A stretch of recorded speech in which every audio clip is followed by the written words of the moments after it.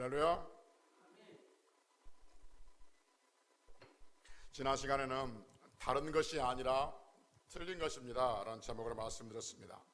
세상은 틀린 것이 아니라 다른 것이다, 그러니 모두 다 포용하자라고 가르치는데, 성경은 진리는 다른 것이 아니다 틀린 것이라고 말씀드렸습니다. 그럼 쭉 말씀드리면서, 그래서 소통의 우선순위도 세상과 소통이 먼저가 아니라 하나님과 소통이 먼저다라고 말씀드렸습니다. 그래서 교회는 하나님과 먼저 소통하고 난 다음에 세상과 소통해야 되지, 하나님과 소통이 단절되고 세상과 소통이 되면 세상과 혼합이 되어서 나중에 기독교의 본질이 사라진다라는 말씀을 드렸습니다.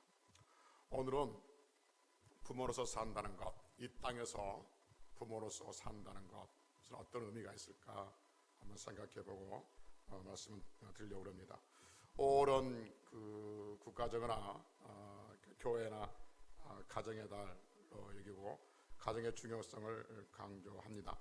그래서 어버이의 중요성, 어린이의 중요성, 가정의 중요성을 이야기하고, 또 그 어린이들을 가르치는 선생님들, 스승의 중요성을 강조하고 소중함을 가르치기도 하는 것이죠. 성경은 분명히 우리에게 말씀하시기를 부모를 공경하라라고 말씀하고 있습니다. 그런데 부모를 공경하라는 그 차원이 어떤 우리 세상에서 말하고 있는 윤리적인 도덕적인 그 차원 훨씬 뛰어넘어서 하나님을 공경하는 그 마음으로 부모를 공경하라는 거예요. 그래서 성경도 그렇게 정확히 이렇게 대비적으로 이야기하고 있지만 않지만 그 문맥을 가만히 살펴보면 부모의 그 자리는 하나님의 자리와 같은 동급에 두고 있습니다. 그래서 자녀들로 하여금 부모를 공경하라라고 말하는데, 성경 보면 신성을 모독하는 자, 그러니까 하나님의 이름을 욕되게 하는 자는 죽이라고 그랬습니다. 그런데 성경에서도 부모를 모독하는 자, 부모를 욕하는 자, 부모를 때리는 자, 부모에게 함부로 하는 자는 죽이라라고 말합니다. 그러니까 부모를 하나님의 자리에 올려놓을 만큼 그렇게 하나님은 부모를 공경하라고 여러분과 저에게 말씀해주고 있는 것이죠. 매 부모 어버이 줄 때마다 여러분들에게 말씀을 드린 기억이 납니다. 오늘은 우리의 성도들이, 여러분과 저의 자녀들이 우리를 그렇게 하나님처럼 공경할 줄로 믿고, 그렇게 부모들을 다 공경하죠. 여러분들 자녀들이.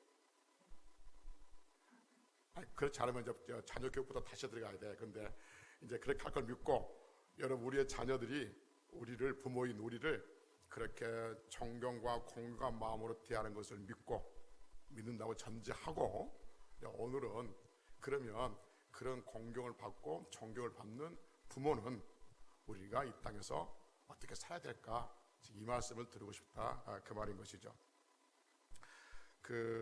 올해 통계청과 국민연금공단과 건강보험공단에서 조사한 우리나라의 인구 조사 통계가 있습니다. 거기에 보면 연령별 생존 확률의 통계가 있습니다. 연령별 생존 확률 통계를 보면 70세까지 살 확률은 86%랍니다. 그다음에 75세까지 살 확률은 54%. 그러니까 75세까지는 절반은 죽고 절반은 산다, 그 말인 것이죠. 80세까지 살 확률은 30%. 80세까지 살 확률이. 85세까지 살 확률은 15%. 90세까지 살 확률은 5%. 그러니까 통계적으로 보면 80세까지 살 확률은 100명 중에 30명만 산다, 그 말인 거죠. 85세까지 살 확률은 100명 중에 15명만 산다는 거죠. 그러니까 90세까지 살 확률은 100명 중에 5명만 있다는 거예요. 우리나라에서 90세까지 산 사람이 많은 것처럼 보이지만 통계적으로 보면, 전국적 통계적으로 보면 90세까지 살 확률은 5명인 거죠. 그래서 사람들이 요즘에 100세 시대 이야기하는데, 모든 사람들이 100세까지 사는 것이 아니라 100세까지 살 수 있는 사람들은 5명, 5손가락 안에 든다 하는 것이죠. 제가 왜 설교 서두에 이런 통계를 가지고 여러분들한테 지금 먼저 말을 드린다면, 여러분과 저는 지금 몇 프로 안에 들어 있습니까? 어떤 사람은 50% 안에 들어있을 것이고, 뭐 70세 이전의 사람들은 나는 좀 뭐 아직도 창창하다 하는 사람도 있을 것이고, 80세 이상 사는 사람이 30%가 산다고? 그러면 나는 30% 안에 들어있네? 내가 지금 몇 프로에 들어있는 걸 한번 생각해 보기 위해서 이 통계를 가지고 왔습니다. 그러면서 우리 남은 그 인생들이 얼마나 남아있을까? 그러면 이 땅의 부모로서 우리는 남은 인생을 어떻게 살 것인가 한번 생각해보고, 그래서 어버이 주일을 맞이해서, 오늘이 어버이 주일이기도 하고 어린이 주기도 하고 겹치기도 하고, 어떤 교회는 나눠서 하기도 하고 어떤 교회는 같이 하기도 하는데, 하여튼 어버이로서 이 땅에 남은 인생이 얼마 남지 않았던 사람도 있을 것이고 많이 남았던 사람도 있을 텐데, 어떻게 사는 것이 진정한 이 땅에 어머니로서 잘 살 수 있을까 하는 것을 생각하고 한번 말씀을 준비하고 여러분들에게 전합니다. 우리 나이 드신 분들을 뭐라고 하냐면 노인이라고 말하죠. 그러니까 노인이란 말이 무슨 말이냐, 어떤 사람이 이렇게 말하더라고요. 노하기를 잘하는 사람이 노인이다. 굉장히 일리가 있습니다. 그 노하기를 잘하는 사람이 노인이라는데, 나이가 먹으면 저한테 말씀드렸지만 자꾸 소외감이 들고 박탈감이 들어요.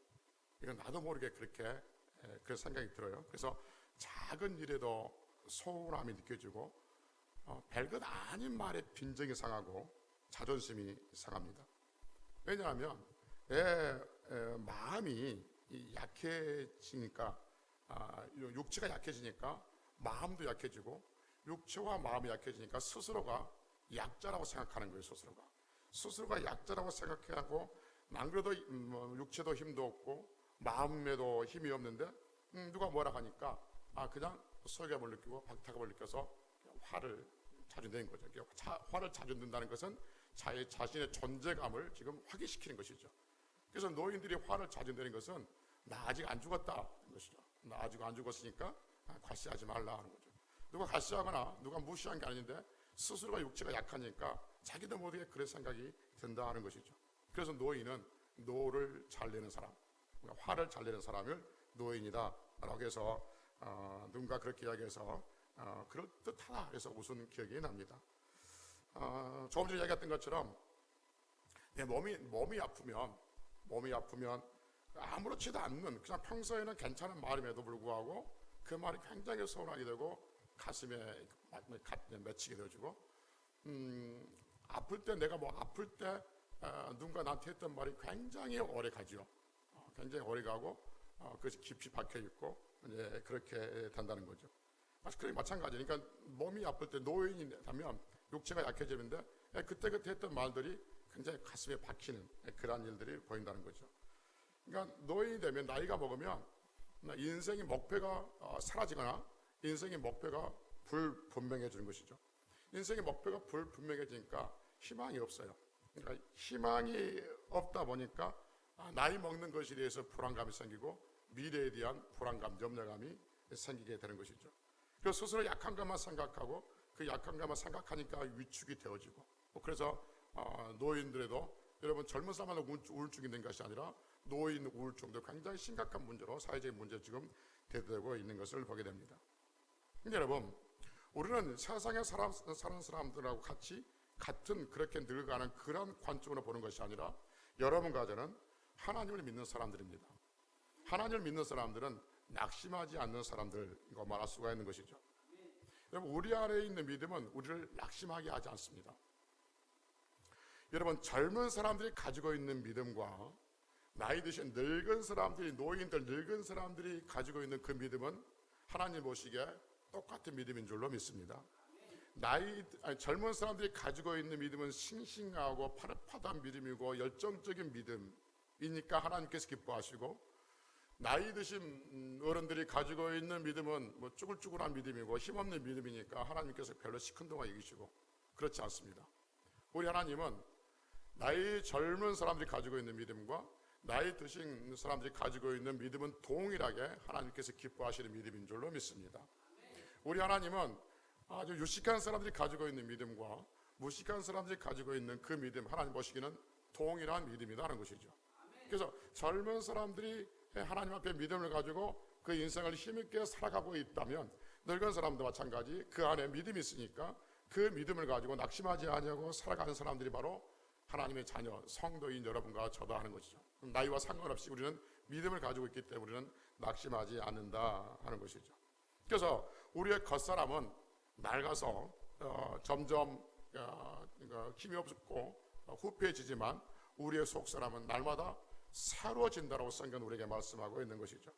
우리의 겉사람은 연골이 다 낡아서 삐그덕거리고 일어서고 앉을 때마다 그냥 욱신욱신하고 시큰시큰 하지만 우리의 마음은 같이 늙어간 것이 아니라 내 육신은 비록 연골이 닳아서 또는 뼈끝이 시들시들하고 시큰시큰하고 무릎에 바람이 들어온 같은, 그래서 이가 덜덜덜 거리고 머리카락이 다 빠지고 눈도 침침해지고 저도 요즘에 피문들이 막 왔다 갔다 하고 막 그래서 여러분들이 정말 예쁘게 보이고 막 그러는데 굉장히 고급스러운 용어인데 여러분들이 안 웃어서요. 그럼에도 불구하고 우리가 그것에 대해서 낙심하지 않는 것은 우리의 속사람은 하나님께 주신 믿음으로 말미암아서 날마다 새로워지고 있기 때문에 그런 것이죠. 그래서 오늘 본문에 보면 고린도후서 4장 16절에 보면 그러므로 우리가 낙심하지 아니하노니 우리의 겉사람은 낡아지나 우리의 속사람은 날로 새로워지는도다 라고 말씀하고 있습니다. 그러니까 안 믿는 사람들은 겉사람이 낡아지면 그 속사람도 같이 낡아져요. 그래서 힘이 없어져요. 그래서 소망이 없어져요. 그래서 작은 말 한마디 조금 전에 했던 것처럼 서운하고 박탈감을 느끼고 막 그렇게 한다는 거죠. 그러나 믿는 여러분과들은 우리의 겉사람은 안 믿는 사람과 똑같이 낡아진다 할지라도 우리의 속사람은 날마다 새로워진다라고 성경은 오늘 우리에게 말씀해 주고 있는 것이죠. 그럼 여러분, 우리의 겉사람은 날마다 낡아지지만 우리의 속사람은 새로워지는 존재로서, 그러니까 여러분과 저희 위치는 어떤 위치냐면 하나님 앞에서는 하나님의 사랑을 입은 사랑스러운 하나님의 자녀이기도 하고 우리 자녀들 앞에서는 한 자녀들의 또는 몇 자녀들의 부모이기도 하는 것이죠. 그러니까 우리는 하나님 앞에서 자녀이고 우리 육신의 앞에서는 부모의 자리가 바로 여러분과 저의 자리다 하는 것이죠. 그러니까 하나님의 자녀이면서 동시에 누군가의 부모의 자리에 있는 우리들은 앞으로 우리의 남은 인생들을 어떻게 살아가야 될까, 지금 그 말씀을 드리고 싶은 것이죠. 여러분, 육신이 보통 약해지면 부모는, 우리는 그렇지 않은데 자녀 입장에서 부모를 대할 때 그렇게 대하지 않는데 부모들은 육신이 약해지고 가진 것이 없는, 물질적으로 가진 것이 없는 부모들은 스스로 생각하기를 부모의 짐이 된다고 생각하는 경향들이 있답니다. 그래서 내가 나이 먹음으로써 내 자녀에게 짐이 될까 염려하는 그 염려가 부모들이 가지고 있는 염려 중에 큰 염려 중에 하나다 하는 것이죠. 자식들이 부모를 괄세하거나 무시한 건 아닙니다. 그래서 스스로가 내가 약하고 가진 것이 없으니까 그렇게 스스로가 자식들에게 짐이 된다고 생각하는 경우들이 있다 하는 것이죠. 그래서 오늘은 이 말씀 드리고 싶은 거예요. 여러분, 우리는 자녀들에게 짐이 되는 사람이 아닙니다. 우리는 자녀들에게 복이 되는 사람들이 되어야 합니다. 지금 그 말씀을 드리고 싶은 거예요. 그래서 부모의 어버이 주일을 맞이해서 부모인 여러분과는 우리 자식들에게 내가 내 인생에 나이 먹으면서 짐이 되면 어떻게 할까? 짐이 되면 어떡하지? 라고 염려하고 고민하고 사는 사람이 아니라 내 남은 인생이 30% 되는지 15% 되는지 5% 되는지 내 남은 인생이 이만큼 남았다 할지라도 그 남은 날까지 나는 내 자녀들에게 복이 될 거야. 나는 복이 된다. 복이 되는 사람이 돼야지. 또 복이 잘 있어야지. 그러한 자신감들 가지고 남은 인생을 살아가기를 주의 이름으로 축복합니다.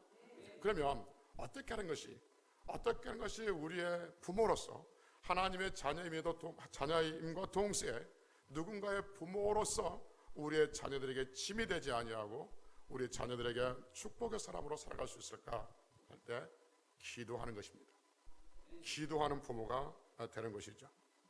여러분, 나이를 먹으면 육체적으로 무슨 일을 해서 수고로 우리가 그 대가를 거둘 수 있는 건 없습니다.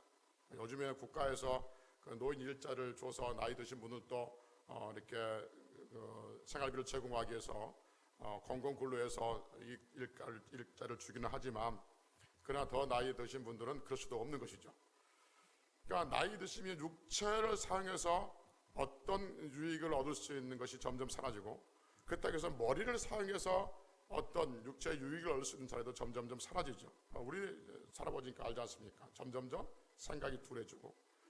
요즘에 제가 어른들 앞에 죄송하지만 나이 먹었다는 생각이 드는 게 뭐냐면, 주차할 때, 저만 그런지 모르겠어요. 주차할 때 전에는 한두 번 뛰면 딱 이게 정확히 샀거든요. 그런데 지금은 대여섯 틀어도 세워놓고 나면 삐딱하게 서 있어요. 근데 의식적으로 내가 삐딱하게 세우지 정확히 세워야지 하면서 의식적으로 세운다고 나왔는데도 보면은 삐딱하게 서 있어요. 그런데 그때 느낀 게, 나이가 먹으니까 감각이 떨어지고 있구나, 이 균형 감각이 떨어지고 있구나 하는 걸 느끼는 거죠. 저만 그럴지도 모르겠어요. 여러분들 안 그런지 모르지만 저는 그렇다는 거죠. 그러니까 나이가 먹을수록 육체나 머리를 사용해서 쓸 수 있는 어떤 유익을 얻을 수 있는 것은 거의 희박하다는 거죠. 그러나 노년에 이를수록, 나이를 먹을수록 우리가 집중해서 할 수 있는 게 있는데, 그게 뭐냐면 기도하는 것입니다. 할렐루야. 여러분과 제가 죽을 때까지 할 수 있는 것은 기도하는 거예요. 여러분, 말을 못하면 이 마음으로도 기도하는 그 기도를 하나님께서 받으실 줄로 믿습니다.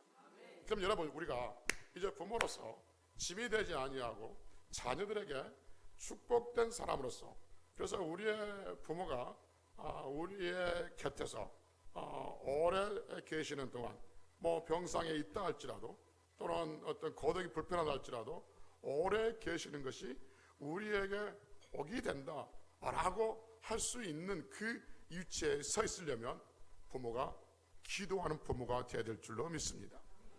그러면 무엇을 해서 기도할 것인가 말씀드리면, 첫째는 자기 자신을 위해서 기도해야 합니다. 내 자신의 죽음을 위해서 기도해야 됩니다. 그러면 죽음이 우리 인생에서 결코 멀리 있는 것이 아니고, 늘 말씀드렸지만 터부시할 것도 아니에요. 모든 인생들은 다 한 번의 죽음을 맞이하는 거죠. 그래서 모든 사람들은 나이가 먹을수록, 그리고 주님 볼 날이 가까울수록 우리의 남은 인생 프로테지가 적을수록 우리는 우리 자신들 위해서 기도해야 되는 것이죠. 죽음을 위해서 기도해야 돼요. 그리고 우리의 육체가, 몇 주 전에 말씀드렸지만, 우리의 죽음이 추하거나 다른 사람들에게 짐이 되는 어떤 그런 불편한 죽음이 아니라 정말 거룩하고 엄숙한 죽음, 깨끗한 죽음이 될 수 있도록 우리는 우리의 죽음을 위해서 기도해야 되는 것이죠. 여러분, 사람이 태어난 것을 자기 마음대로 할 수 없듯이 우리 죽는 것도 우리 손으로 스스로 할 수가 없어요. 이건 하나님의 절대 주권인 거예요. 사람이 태어난 것이 하나님의 절대 주권인 것처럼 죽는 것도 하나님의 절대 주권 안에 있는 것이죠.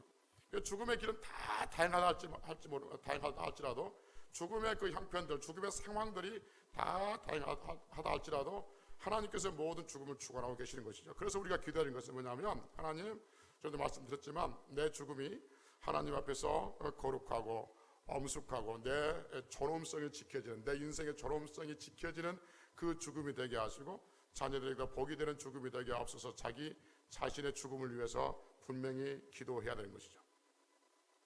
여러분, 그 사람들이 말하는 옛날, 지금도 그런 말을 하고 있는지 모르지만 몇 년 전에 아주 유행했던 말이 있었죠. 9988234 하나 말 들어보셨죠? 9988이 뭐예요? 234는 성경은 잘 모르는데 그걸 금방 이렇게 대답하십니까? 성경 물어보면 그냥 멀뚱멀뚱 쳐다보고 있더니 99세까지 팔팔하게 살다가 2, 3일 앓고 죽자. 이것이 사람들이 가지고 있는 생각들, 그게 가장 큰 복이라는 거예요. 여러분, 우리 성도들도 그래야 될 줄로 믿습니다. 그렇게 됐으면 좋겠습니다. 그러나 더 중요한 게 뭐냐면, 우리의 영혼이 하늘나라에 가는 그 은혜가 있어야 될 줄로 믿습니다. 99세까지 아무리 팔팔하게 살다가 하루 이틀 살다가 죽는다 할지라도 그 영혼이 지옥 가면 그 실패한 인생이에요. 99세까지 팔팔하게 살다가 2, 3일 앓고 하나님 나라에 가서 그의 영혼이 하나님 앞에 들어가면 그 인생이 진짜 복이 있는 인생인 줄로 믿습니다. 그러니까 하나님, 내가 99세까지 팔팔하게 살다가, 성경에 99세까지 팔팔하게 살다 그런 말 없지만 우리 소망이니까 99세까지 팔팔하게 살다가 이스라엘에 다가 그 동안의 아이를 보고, 그리고 하나님의 품에 내가 안길 수 있는 그 은혜를 더하시고, 그리고 내 육체가 그렇게 건강하게 살다가 하나님 품에 안기시듯이 내 영혼이 건강하게 살다가 하나님 품에 안기게 하옵소서 라고 노년에 자기 자신을 위해서 기도해야 될 줄로 믿습니다. 할렐루야. 그래서 우리의 인생이 마지막에 가까울수록 우리 자신을 위해서 기도해야 하는 것이죠. 늘 말씀드렸지만 여러분, 사람이 태어날 때 성도들은 그 태어난 아이를 위해서 많이 기도합니다. 그러나 가만히 생각해 보면 태어난 아이들보다도 더 많이 기도할 게 뭐냐면 죽음을 앞두고 있는 우리 자신들을 위해서 더 많이 기도해야 하는 거죠. 왜냐하면 태어난 아이는 이 땅에서 100년을 살지만 죽음을 앞두고 있는 사람은 죽음을 통해서 천국과 지옥에서 영원히 갈라지기 때문에 그렇습니다. 그래서 우리는 죽음을 위해서 기도하는 부모가 되기를 주의 이름으로 축복합니다. 할렐루야.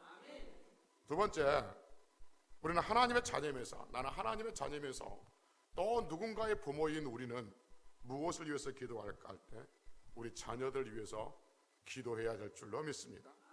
그럼 우리 자녀들을 위해서 기도해야 하는 그런 부모가 되어야 합니다. 앞으로 우리 자녀들이 살아갈 이 세상은 어떤 세상일까요?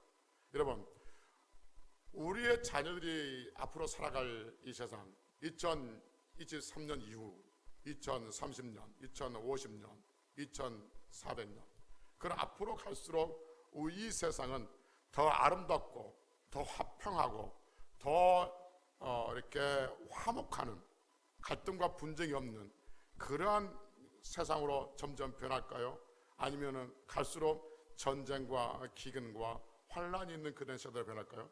갈수록 우리가 추론하고 상상하듯이, 우리가 예측하듯이 각 나라의 전쟁과 지역과의 갈등과 분쟁들은 더 갈수록 심해질 수밖에 없습니다. 갈수록 살벌해지고 갈수록 팍팍해지고 갈수록 기근과 전염병의 소리는 더 창궐하게 들려지게 될 것입니다. 갈수록 과학과 의술이 발달할 것은 사실이에요. 갈수록 과학과 의술과 문명이 발달해져서 편리한 것도 있지만 그 과학과 의술이 발달해지는 그 발달하는 것이 오히려 사람들 간에 더 많은 긴장을 유발할 수 있고 더 많은 갈등들을 유발할 수 있다는 것을 우리는 알게 되어진 것이죠. 우리는 이러한 예로 회지들 설교자들이 많이 쓰는 설교가 뭐냐면 다이너마이트를 많이 예를 들죠. 노벨이라는 사람이 다이너마이트를 발견했을 때, 발명했을 때 온 세계는 정말 기뻐했고 이 다이너마이트를 통해서 인류의 큰 평화가 올 것이다, 인류의 이귀한 공헌을 할 것이다 라고 사람들은 예측했던 거죠. 그러나 지금은 그 다이너마이트가 전쟁에 아주 중요한 무기로 사용하고 있고 많은 사람들 죽이는 살상 무기로 사용하고 있는 것이죠. 그러니까 과학이 발달하고 의술이 발달하면 이것이 좋은 쪽에 쓰여지면 얼마나 좋은 쪽에 쓰여지지만 이것이 나쁜 쪽에 쓰여지면 한없는 인간의 그 어떤 존엄성이 파괴되어지는 그것으로 쓰여지게 되어 있다는 것이죠. 마치 칼이 의사의 손에 들려지면 생명을 살리지만 강도의 손에 들려지면 사람을 죽이는 것과 마찬가지. 과학과 의술이 악한 사람의 손에 들려지고 나쁜 사람의 손에 사용되어지면 인류는 더 비참한 결과를 가져오게 되어진다 하는 것이죠. 근데 중요한 게 뭐냐면 우리 인간은 부패한 인간들이에요. 우리 인간은 갈수록 우리 속 사람이 부패해져서 부패하는 것을 따라가는 속성들을 가지고 있는 존재들인데 그 부패한 속성들을 가지고 있는 인간 안에 그런 신무기가 주어지면 결코 좋은 쪽으로 쓰여진 것보다는 나쁜 쪽으로 쓰여지는 확률이 훨씬 더 많다는 것이죠. 그래서 우리가 앞으로 우리가 아니라 우리 후손들이 살아갈, 우리 자녀들이 살아갈 이 세상은 우리가 지금 살고 있는 세상보다 훨씬 더 팍팍합니다. 훨씬 살기 힘듭니다.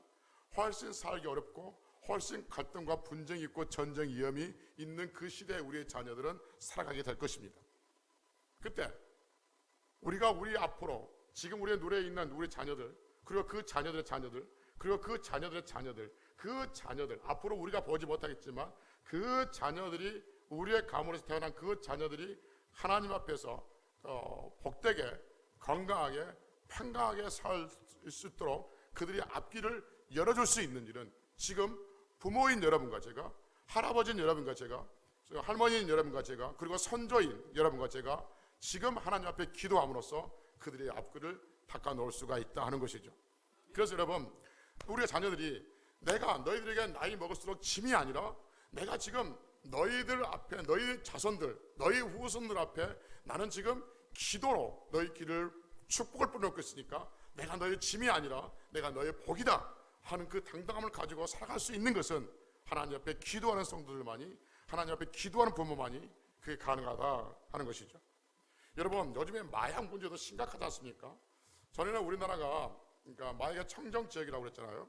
그래서 마약이 없던 깨끗한 지역이었는데 지금은 우리가 알다시피 마약의 어떤 이 문화가 이 문제가 얼마나 크게 대두되고 있는지 우리는 잘 알고 있습니다. 여러분, 전에는 우리나라를 이야기할 때 단일 민족이라는 말을 썼습니다.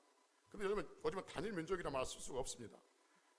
젊은 사람들이 출산을 하지 않고 자연히 인구가 절벽이 되어지고 인구가 떨어지면 그 노동력을 채우기 위해서 여기에서 사람이 들어올 수밖에 없고, 그러면 이제 다일 민족, 여러 민족, 다민족과 섞여 살아야 되고, 이제 그러한 과정 속에서 한 문화가 정착되기 위해서는 과도기가 거쳐야 되고, 그래서 우리 민족과 다른 민족과 또 다른 민족과 이 섞여 사는 방법들을, 그 길을, 그러니까 정반이 합쳐서 하나의 또 길을 만들어가기 위해서는 대단한 많은 갈등들이 유발되어지고 그 갈등의 소용돌이 속에 우리 자녀들이 또 있게 된단 말이죠.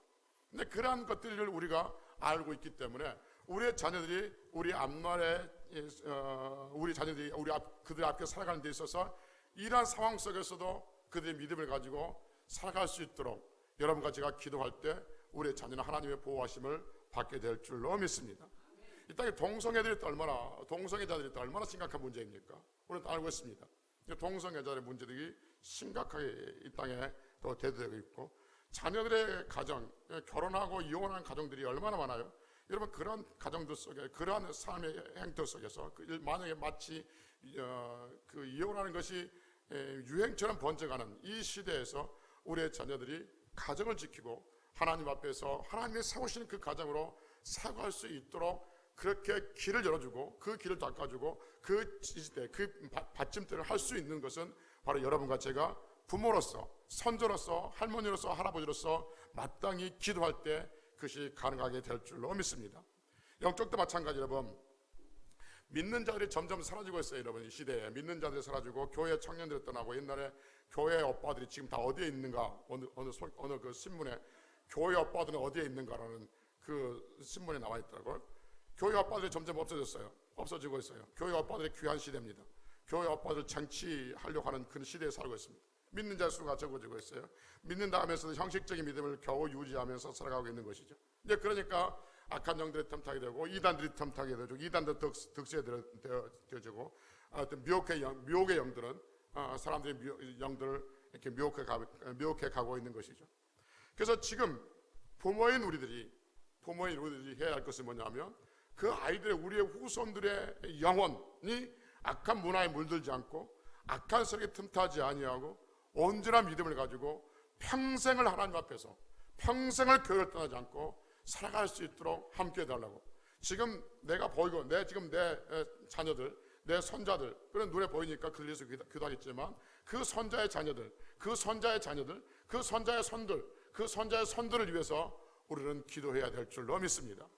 요한복음 17장에 보면 예수님께서 그의 제자들을 위해서 기도하지만 그 제자를 통해서 믿는 사람들, 앞으로 믿을 사람들을 위해서 요한복음 17장에서 예수님이 쭉 기도하는 것처럼, 여러분과 제가 이 땅에 살면서 부모로서 하나님께서 우리가 믿음을 주시고, 그래서 하나님의 자녀의 입장에서 또 누군가의 부모의 입장에서 우리가 살아가는 이 위치에서 우리는 우리에게 믿음을 주셨고, 그리고 우리 후손들에게 믿음을 전가시켜주고 개성되어주고, 그리고 그 개성된 믿음이 또 계속해서 개성이 갈 수 있도록 기도해야 되는 건 여러분과 제가 이 땅의 부모로서 해야 할 마땅한 일 중에 하나인 줄로 믿습니다. 어제 제 그 동생 아들이 이제 결혼을 해서 이제 서울에 갔다 왔는데, 그러니까 제 조카 며느리가 되는 거죠. 조카 며느리가 교회를 잘 다닌다고 해서 더 반가워서 이제 그 조카 며느리 사돈한테 인사하러 갔어요. 그랬더니 뭘 하냐면, 그 조카 며느리가 5대째 믿고 있다는 거예요. 안 놀라시구나 여러분들. 한 가정에서 믿음이 5대째 내려온 것은 정말 하나님의 특별한 은혜입니다. 5대째 내려오고 있다는 거예요. 그걸 땡 끝이죠. 믿는 사람이 그게 뭘 더 바라겠습니까? 그러면서 하는 이야기 뭐냐면, 얘는요, 그 딸애는요, 교회하고 직장하고 가정밖에 모른다는 거예요. 그런 그 며느리, 그러한 사이 얻기를 주의 이름으로 축복합니다. 대대손대로 내려온 후손들을 위해서 기도했던 그 기도의 결과가 분명히 좋은 결과로 나타나게 될 줄로 믿는 것이죠. 왜냐하면 하나님은 살아계시기 때문에 그렇습니다. 여러분, 한 가정에서 예수를 믿고 그리고 그 예수를 믿는 가정에서 대를 이어서 예수님을 믿어가고 구원의 역사가 흘러간다는 건 정말 은혜 중에 은혜입니다. 줄 5위도 말씀드렸나요? 국가도 그렇고 가정도 그렇고. 이런 세상, 이런 험악한 세상, 이런 어지러운 세상 중에서 우리 자녀들이, 우리 후손들이 살아가야 되는 것이죠. 그런 것을 뻔히 알고 있는 부모인 우리들이 나이 먹은다고 그래가지고 뭐 자그마한 일에 삐지고 네가 나한테 이럴 수 있느냐, 내가 너를 어떻게 키웠는데 라고 그렇게 소외감을 느끼지 말고 나는 너희들의 복이다. 따라서 합니다. 나는 너희들의 복이다. 아멘. 그러니까 자녀들에게 내가 짐이 되면 어떻게 할까? 우리 내 자녀들이 나를 무시하면 어떻게 하지? 라는 고민하지 마시고 나는 너희들에게 복이야. 왜냐하면 내가 너와 너의 후손과 너의 후손의 후손과 너의 후손의 후손의 후손과 앞으로 너의 후손들을 쭉 위해서 내가 기도하기 때문에 나는 너희들의 복이야. 이렇게 하나님 앞에 힘있게 당당하게 속싸움이 더 강건하게 살아갈 수 있는 그런 성도가 되시기를 주의 이름으로 축복합니다. 우리 교회 어느 권사님이 이런 말을 슬쩍 지나가면서 하시더라고요. 자기 남편 집사님이 자기가 교회 갔다 오고 기도하고 왔다면 그래 탭이 많이 주소 그랬다는 거예요. 기도하는데 무슨 탭을 많이 줘? 그랬더니 설명하는 거예요. 그 남편 집사님이 뭐냐면 자기 아내 권사님이 기도하는 것을 그 남편은 탭이 주는 걸로 생각한다는 거예요. 무슨 말이냐면 자기는 사업을 하고 씨를 뿌린 거죠. 사업을 하면 그 씨를 뿌리는 것을 잘 일으킬 수 있는 것이 탭이가 있어야 한다는 거죠. 그러면 잘 열매를 맺는다는 거죠. 그래서 나는 씨 뿌리니까 나는 씨 뿌리고 당신은 탭이 주고 그런 어떤 농사짓는 표현을 한다는 거죠. 괜찮은 비유다. 여러분 우리가 정말로 자녀들이 수고하고 일을 마시잖아요. 정말 험한 세상에서 언제 목이 잘리는지 모르는 그런 살벌한판에서 그들이 삶의 귀한 열매를 맺게 하기 위해서는 우리가 퇴비를 줘야 되고 기도를 많이 해서 삶의 열매들로 맺혀지게 될 줄로 믿습니다. 지난주인가 우리 황당론이와 이야기하는 가운데 이런 이야기를 하는 거예요. 토마토를 따면 보통 뭐 서너 번 따먹잖아요. 근데 우리 집은 집사람이 토마토를 두세 개 심어놓는데 한 번인가 두 번 따먹으면 다 시들어지고 없어져요. 그래서 황정님은 4번까지 따먹을 수 있다 그래서 나는 속으로 아니던데 한 번 따먹어 없어지고 두 번 따먹어 없어졌는데 그랬더니 설명 뭐냐면 한 번 따먹고 두 번 따먹고 난 다음에 필요를 조금 줘야 한다는 거예요. 그래야만이 세 번, 네 번 따먹을 수 있다는 게 굉장히 중요한 겁니다, 여러분. 그때 맞다. 내가 내 기도로 한 번, 두 번 따먹었어. 그걸로 끝이 안 하는 그런 사람이 있다니까요. 내 기도를 열심히 해서 탭을 잘 가꿨는데 잘 맺혔어요. 그래서 감사합니다 라고 따먹었어. 그래서 두 번째 감사합니다 따먹으려니까 좀 시들었어. 세 번째 가니까 없어. 없네 라고 하는 것이 아니라 또 탭을 줘야 돼. 또 거기다 걸음을 줘야 돼. 그러면 그게 또 열매를 맺는다는 거예요. 영적 것도 마찬가지로 영적 것도 기도해서 한두 번 따먹고 끝나는 것이 아니라 계속해서 기도를 하면 하나님께서 우리의 삶에 있어서 귀한 열매들로 맺혀지게 될 줄로 믿습니다. 그래서 여러분 다시 말씀드리지만 오늘 이것만 강조하고 싶은 거예요. 지금 내가 무슨 말 하든지 간에 여러분들한테 귀에 박히고 마음속에 심어지고 싶은 게 뭐냐면 나는 너희들에게 짐이 아니다. 내가 비록 늙어서 병상이 있다 할지라도 너희들이 내 똥 오줌을 받아내는 그런 수고가 있다 할지라도 나는 너희들의 짐이 아니다. 왜냐하면 나는 너희들이 내 똥 오줌을 받아낸다 할지라도 나는 여전히 너희를 위해서 기도하기 때문이다. 나는 여전히 너희 후손들을 위해서 기도할 것이고 나는 비록 내가 몸이 병상에 있다 할지라도 여전히 너희를 위해서 기도할 것이니까 나는 너희들의 짐이 아니라 너희들의 복이다 라는 그러한 자신감을 가지고 그러한 믿음을 가지고 그러한 날마다 속사람이 새로워지는 그러한 부모가 되자 하는 것이죠. 부모로서 나이 정말 젊었을 때 고생해서 얘들 키웠는데 다 키우고 난 다음에 혹시 자식들의 짐이 될까봐 눈치 보는 그래서 안절보지 못하는 그러한 부모가 아니라 당당한 부모가 되자 하는 것이죠. 시간 많이 갔지만 좀 더 합시다. 하나만 더. 부모로서 할 수 있는 게 뭐냐면 하늘나라에 상급을 심어놓은 것입니다. 하늘나라에 상급을 심어놓은 것. 여러분, 사람에게 먹을 것을 주신 것은 땅이 먹을 걸 주는 것이 아니라 사람의 수고가 먹을 것을 얻게 하는 것이 아니라 하나님께서 먹을 것을 주신다고 성경 우리에게 말씀하고 있습니다. 그래서 시편 104편 14절에 보면 사람을 위하여 채소를 자라게 하시고 땅에서 먹을 것을 나게 하신 분이 하나님이시다라고 말씀하고 있는 거죠. 또 마태복음 6장 20절에 보면 오직 너희를 위하여 보물을 하늘에 쌓아두라라고 말씀하고 있습니다. 어리석은 부모는 자녀들에게 재산을 물려주지만 지혜로운 부모는 하늘나라에 상급을 쌓고 믿음을 물려주는 부모가 지혜로운 부모인 줄로 믿습니다. 부모가 하늘나라에 상급을 쌓아놓으면 하나님께 때에 따라 돕는 은혜로서 자녀들의 앞길을 열어놓으신 것이죠.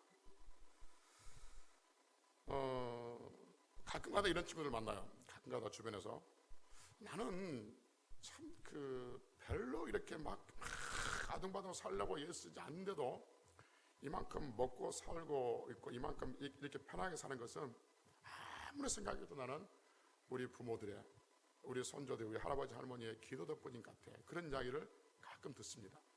그러니까 자신의 부모들이 또 자신의 할아버지 할머니들이 어떻게 신앙생활했고 어떻게 하나님을 섬겼고 어떻게 교회를 섬겼고 어떻게 주의 종도 섬겼고 어떻게 성도를 섬겼는 걸 다 들었다는 거죠.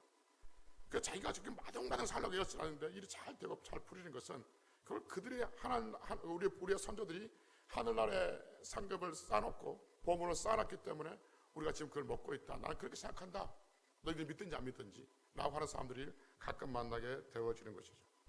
여러분, 우리가 이 땅에 없을 때 우리의 후손들이 우리의 자녀들든지 아니면 손자든지 아니면 그 손자의 손자들이든지 우리 후손 중에 누구 중에 어느 중에 누군가가 우리의 할아버지가 그때 우리의 몇 대 할아버지 할머니가 참 그렇게 열심히 신앙생활 했다는데 그 은혜로 그 기도의 열매를 내가 먹고 있는 것 같아 라고 누군가 이야기한다면 이것이 비록 우리가 이 땅에 없다 할지라도 우리에게 큰 하나님의 상급이 아니겠습니까?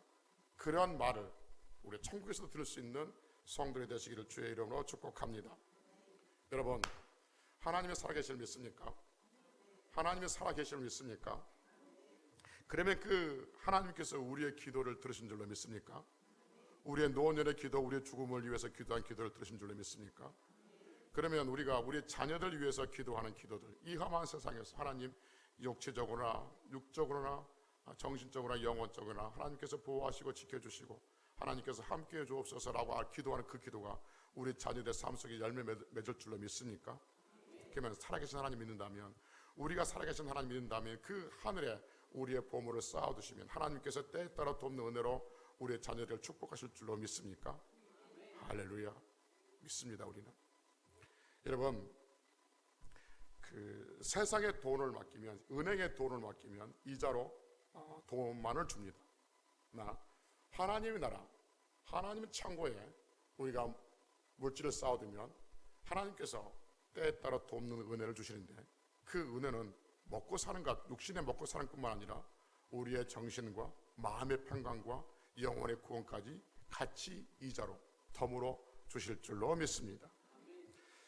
부모로서 하늘의 상급을, 하늘의 보물을 쌓아두십시오. 그러면 그 자녀들이 복이 됩니다. 그랬을 때 나는 돈이 없어요. 지금 돈이 없는데 어떻게 하늘의 보물을 쌓아요. 지금 이 땅에 은행에 저축하기 힘드는데, 여러분, 은행에 저축한다는 것은, 은행에 저축한 것은 그 저축하는 것만큼은 돌려줄 수 있지만 하늘에는, 하늘에 저축하면 저축하는 것만큼 돌려주는 것이 아니라 하나님의 은혜와 능력이 거기에 담겨져 있는 줄로 믿습니다.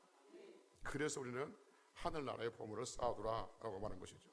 세상의 은행은 돈으로 운영이 됩니다. 그러나 하늘나라의 창고는 하나님의 능력으로 운영이 되는 줄로 믿습니다. 그래서 제가 말했지만 정리합시다. 무슨 말이냐면 오직 하나 나이 먹으면서 육체가 약해져 가면서 또 힘도 없어져 갈 때 누군가의 짐이 되지 않을까, 내 자녀들에게 짐이 되지 않을까 라는 그런 염려가 우리를 찾아오는 것이 아니라 내가 누구야?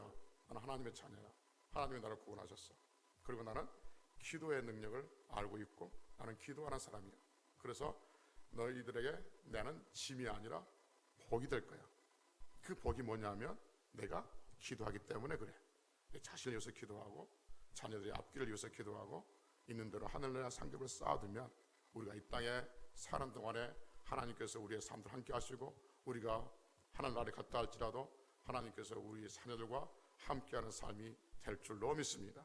그러니 하나님 앞에서 부모로서 살아가는 우리들이 자식들에게 서운한 감정을 가지지 말고 자식들에게 삐지지 말고 자식들에게 낙심하지 말고 실망하지 말고 오히려 자녀들을 축복하며 살아갈 수 있는 참 좋은 부모들이 되시기를 주의 이름으로 축복합니다. 기도하시겠습니다.